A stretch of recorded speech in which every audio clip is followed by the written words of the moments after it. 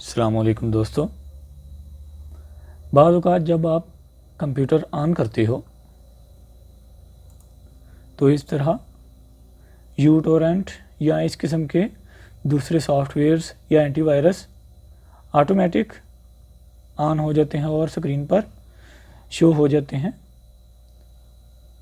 जो कि बाज़ औक़ात बहुत ज़्यादा प्रॉब्लम फ़ील होते हैं। तो इससे किस तरह छुटकारा हासिल किया जा सकता है? आपने सिंपल स्टार्ट मेन्यू में जाना है।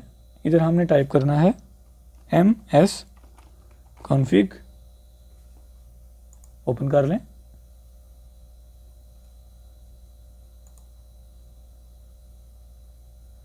और स्टार्टअप,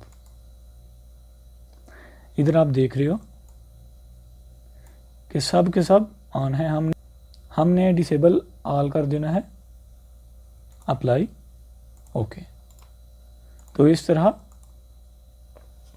आप इस किस्म के सॉफ्टवेयर्स को स्टार्टअप मेन्यू में ओपन होने से रोक सकते हैं।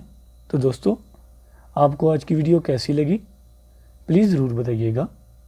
मिलते हैं इंशाल्लाह नेक्स्ट वीडियो में। तब तक के लिए अल्लाह हाफिज़।